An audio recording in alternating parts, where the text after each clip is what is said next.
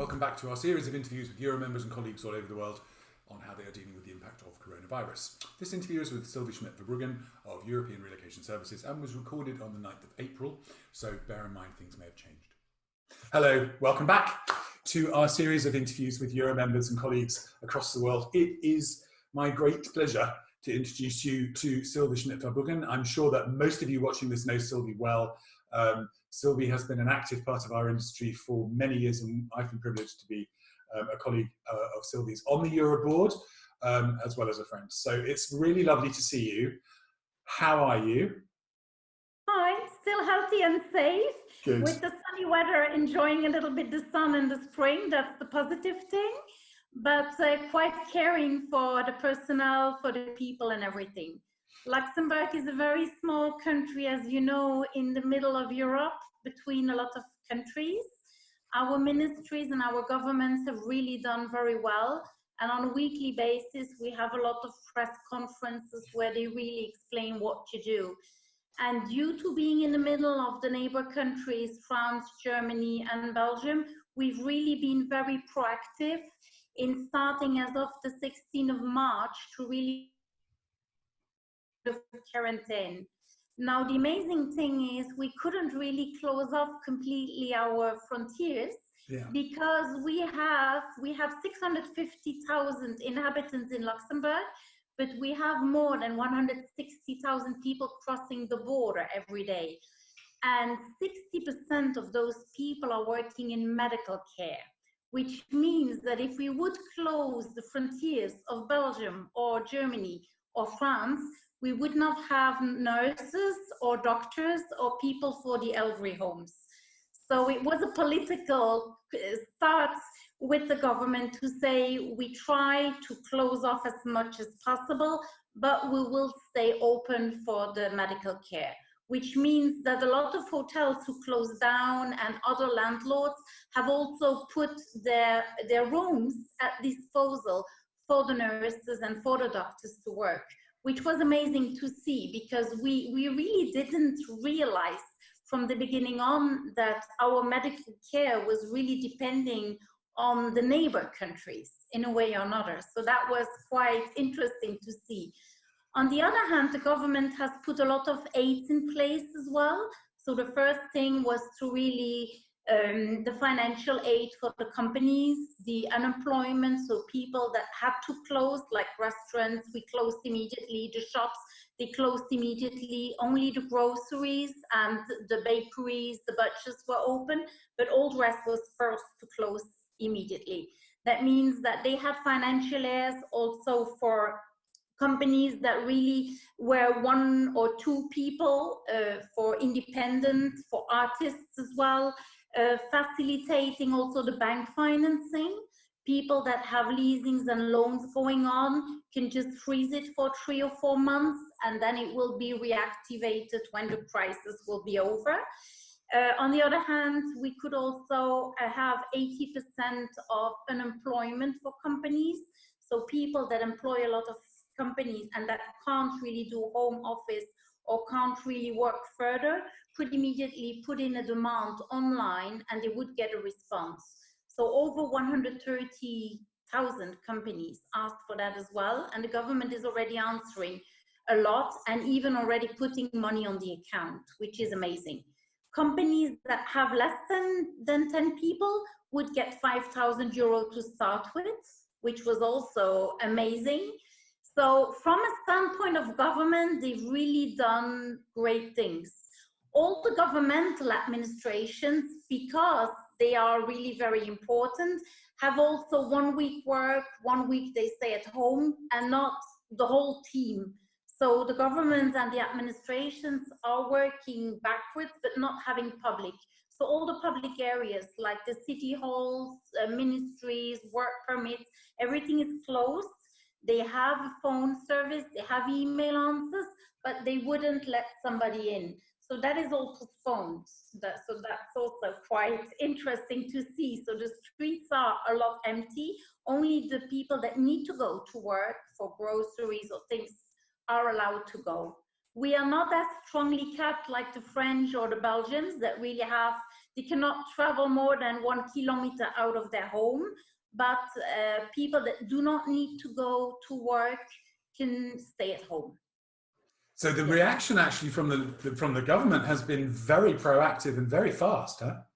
Very, very fast. And they told immediately, listen, if you don't need to go to work, please stay at home, respect the neighbors, respect the people that have to work.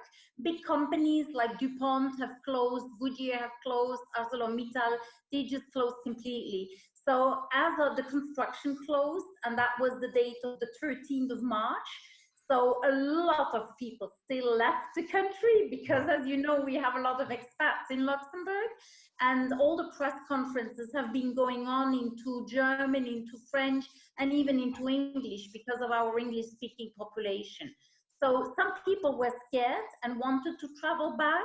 We also had people to repatriate to Luxembourg, but in general, and then as of the 16th, no flights, only Cargolux with all the medical. So Cargolux is doing great and bringing a lot of big material, masks and everything in. But Luxair completely closed. Nobody can enter or fly in. So some people were stuck in countries. We even saw some of our expats leaving their move literally in departments, which was also a funny situation because we have to take care of the handover afterwards with the moving companies and everything. So that's situations that we've never seen in the past. So you're able to go out. Are there maximum numbers of people that can gather together? You have to take your distances. We are not obliged to put masks on, but okay, gloves, like shopping malls will be open between 8 and 9 for elderly people. A lot of associations are doing the shopping for those people, and we have to keep our distances. If you are in a family, they also tell you not to go out shopping with 2 or 3 people in the supermarket. Only one, you see. And the supermarkets also have the distances. You cannot go in. It's big rows in front of the supermarket. You cannot be more than 20 or 50 in a shop inside, you see. So they really take the distances. All the people that you have to pay cash. You cannot pay with liquid money. Yes. So even that has been, and we always had the cash flow with the cards. We could pay €25 just cashless like this without the code. Now they've increased it up to 50. Right. So you see that a lot of butchers and bakeries are delivering, and now with Easter, you see the chocolate is at 50% off to get rid of the big stocks. And the shops have also created internet web pages and things to at least sell a little bit more. Amazon is doing great, all the internet is doing well. And the post office even said some post offices have closed and they've increased 20% of the shipments of packages. Wow. And what about things like, can you go to the park? Can you do exercise? You can go to the park, you can bike, but you cannot sit along together. And you should go out, take fresh air, but you should really restrict your going out, not going every day to the shop. Try to just centralize your shoppings once or twice a week. Yeah, that's exactly and what a lot of people really do it. It's amazing to see. I've been stopped 2 or 3 times by the police in the street to ask, where are you going? And I said, well, I'm going to the office to look at my mail and things. So they ask, and they would eventually split you. But it's not like in other countries where really you can only go out one. And with the forests and the things, we have a lot of green spaces where people just practice sports and they take their bike and they just go with their child and things like that. Great. Schools are closed, and schools are closed up to the 4th of May. Okay. So that means that after the Easter holidays, the parents will still have homeschooling to do for 2 other weeks. There is a big discussion going on about exams and everything. And I recently had ISL on the phone because in some continents and countries, the school is already not reopening anymore. So like in Russia, for example, they told the school is starting in September. So parents are a little bit annoyed because it also means that their kids, well, they have homework on one hand, they have the care of the kids on the other hand. So it's amazing to see. Difficult. Yeah. Yeah, and Really I don't even think that on the 4th of May everything will be open like we tell. I mean, it is very interesting. I was just saying to you, I've just been on a call with the EuRA board, and we have Susanna Born, who's in Spain under complete lockdown. Pierre Jean Nemo in Switzerland, very much more like Luxembourg. I think there's restrictions on numbers of people, but the way that this has been implemented across different countries is so very different. I have to say, it sounds like Luxembourg has taken a sensible middle road here. Yeah, and they are very open with the information about the whole coronavirus. They are checking with the neighbor countries. They do not want to take a risk, because they know that we still have at the moment, well, the figures of yesterday, because we always get the recent figures in the evening, we have 46 people passing away, and it's mostly people of an elderly age or that have health problems, you see. Yeah. I think the youngest was a man of 56, but otherwise it's really elderly people.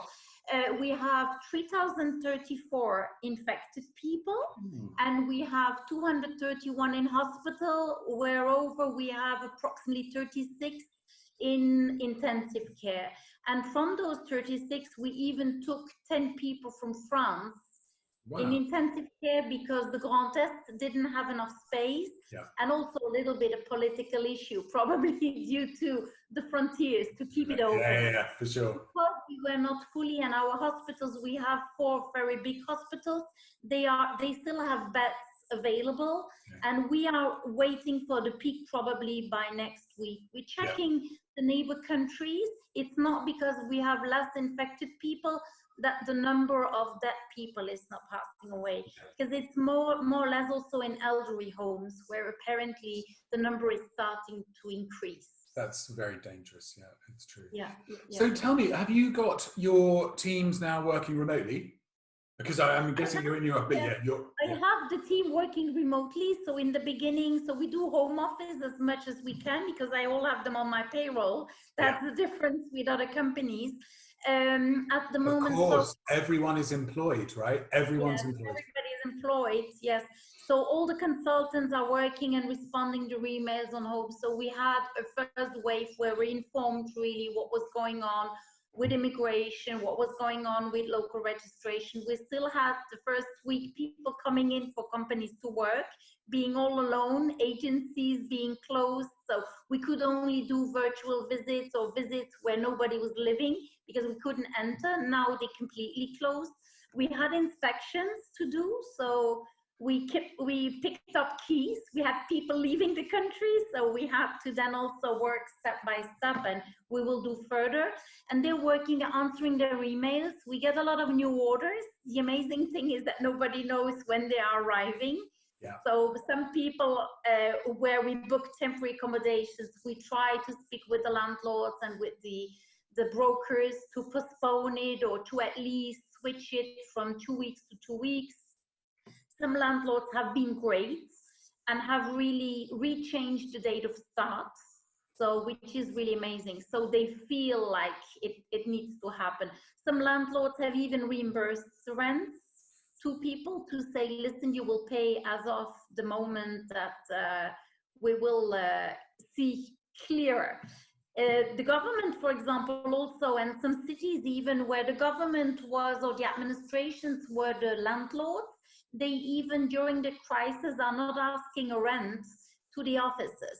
So some of the companies don't have to pay rent if it's a governmental, if it belongs to the government, or if it is belonging to a city. Like the city of Luxembourg has a lot of shops. Well, those people don't need to pay the rent now for 1 or 2 or 3 months, which is also really financial aid. It's huge. Yeah, it's amazing. And okay, with the European Commission being here, we have on a regular basis our finance minister talking and explaining what is going to happen. As Luxembourg has the European stability mechanism here, the court and the European Parliament, we also are aware that other countries of the European Union need more money. So our Prime Minister last Friday also said, listen, we will do everything we can to help the neighbor countries that are less economically stable, to really help them going up again. And we will try not to ask that aid for Luxembourg as long as we can, which is really fantastic. Yeah, it is, definitely. Yeah, that's fascinating. So, I mean, we know to the world, you're a very positive person in your nature. Are the people of Luxembourg staying positive at the moment? Some people are staying positive because, okay, it's a long holiday for some of them. Some people really would like to start work again and are a little bit, let's say, fed up of staying at home with their kids on one hand, with their husband on the other hand, working in another room. You start to see that people need, in the beginning, it was a lot of information. Can my husband still travel to Luxembourg to come home? Or I am afraid, you know, we had youngsters that came from Egypt, starting just in the middle of a crisis, being all alone in a little studio, you see. So people with a garden and a house are very lucky, but people in a room or that needed to quit the hotel because they were closing, that was really difficult. And not knowing the area. So we did a lot of psychological help as well. And I've been even doing some shopping for people that are scared to go out or scared to go to the shop or ill even. So we also rechanged a little bit in our service to say, hey, listen, we are there if you want to talk. We sometimes have phone calls of people that want to talk, just want to talk because they're scared about their family members being far away. Because, okay, India is now as well, the States. So as we have expats from all over the world, and it's everywhere. So people are really starting to a little bit, when is it going to be over?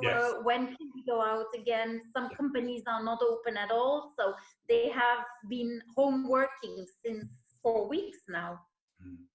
It's really, it's fascinating. I was interviewing Beverly Sun yesterday from Hong Kong, Asia Pacific, and she used a phrase which I'm going to use a lot. Our industry is made up of people who have passion and compassion. And I think that's, you know, what you just said about, you know, going and doing people shopping and trying to calm people and make it. This is an industry built on compassion and passion, and I love that. Yeah, and it's just sending, you know, we checked in our lists and in our database, and we've sent out an email to the people. Now we've sent out an email for Easter, you see. So just say, listen, we are there to help you. The global providers have asked, what was your plan? What have you done so far? Okay, on the other hand, not having the customers face to face, you can work on other documents, you can work on quality seals, you can work on your MIM trainings, you see. So that is also things that you should take in mind and keep in mind, that now that you have the time, when you don't have that, because once it's going to open, it will go very fast and it will be from today to tomorrow. And okay, then everybody wants to be served first. So you also need to have the capacity to do that. That's really true. And I think that's something that's very interesting about the response so far that I'm hearing from most of Europe, as opposed to the response that I've been hearing in the US, for example, where, you know, the predominant, theory of employment is you hire and fire. And in Europe, we don't hire and fire. And so therefore, keeping your team in place means that when this ends and you are going to be really busy, at least you have all your team. Yeah. And what is interesting as well is, if you're sitting with your team in the office, you see they're working, they're doing. If you're working from home, you see the people that take initiatives, that are asking, how is it going? Can we do something? So people can really motivate themselves and show what they are about and how they care as well for the company and what ideas they have. Because we've had 1 or 2 employees really having great ideas and not leaving the people and having the initiations already with the companies and with their new customers and telling them a little bit how it's going to work. And there is innovation. There is always place for innovation. Sylvie, it's always lovely to talk to you. It's raised my spirits, your positivity today. So thank you so much for taking the time. Well, I would like to say the blue of heaven is larger than the crowds. That is one thing. And I would really love to wish, as we are just before the Easter weekend, even if it's a sad period and we can't kiss each other, but we are thinking about each other and about every country. And our compassion in the heart is very important. But I would really love to wish every EuRA member and every customer a very happy Easter, and stay safe and healthy, please. And we may not be able to kiss, but we can do this. Yes. Thank you. Take care, stay safe, and stay well, and we'll catch up in a few weeks. Thank you. Bye-bye. Thanks again. Bye, Sylvie.